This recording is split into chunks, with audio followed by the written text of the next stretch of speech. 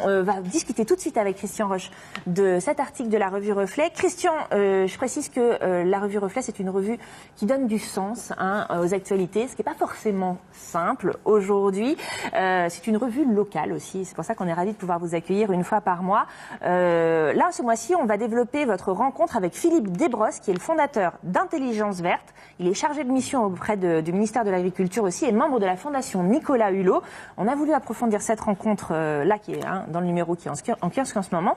Il s'est passé un truc complètement dingue dans les infos, qu'on a complètement raté. Enfin, je ne sais pas vous si vous l'avez raté, mais moi, en tout cas, on va voir. Ce sont les audiences publiques du Tribunal international des droits de la nature. C'était au mois de décembre 2015.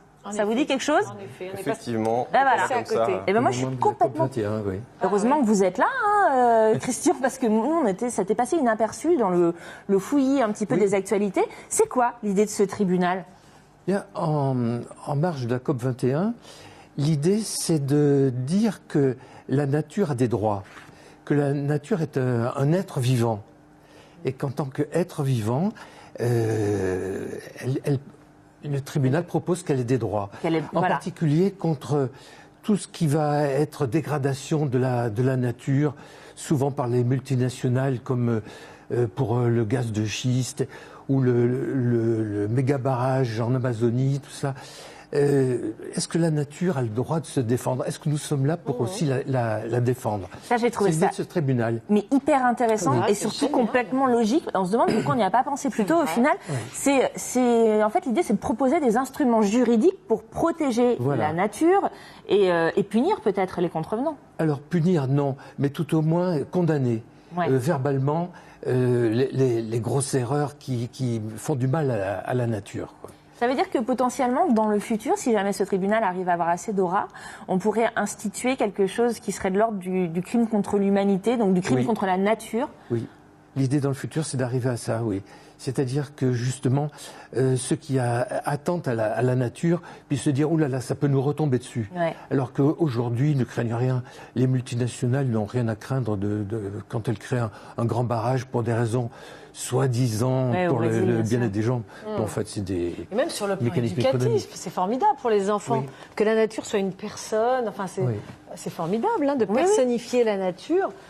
Ce serait formidable. Mais ça paraît d'une évidence finalement assez dingue. Ce que je trouve intéressant aussi, c'est que finalement ça formalise une punition quand même, en tout cas il y a une dénonciation qui de toute façon existe déjà, puisque au final, si les multinationales, si les gens comme ça continuent à saboter la nature, ça va nous revenir dans le sifflet au bout d'un moment de toute manière. Donc autant qu'on puisse les mettre en garde. C'est forcément un instrument aussi qui est logique. Mais alors, vous savez... Reflet, nous avons une autre approche de l'écologie. Dites-nous. On en débat souvent avec Philippe Desbrosses parce que, comme souvent, les gens qu'on interviewe deviennent des amis. Et alors, on aime bien après débattre de ça. Est-ce que l'écologie, c'est la défense de l'habitat des humains? C'est le sens. Mais est-ce que l'habitant ne prime pas sur l'habitat? Est-ce que de s'occuper du bien-être de l'habitant n'est pas premier? Parce que nous sommes continuellement en train de dire du mal de soi-même. On se maltraite.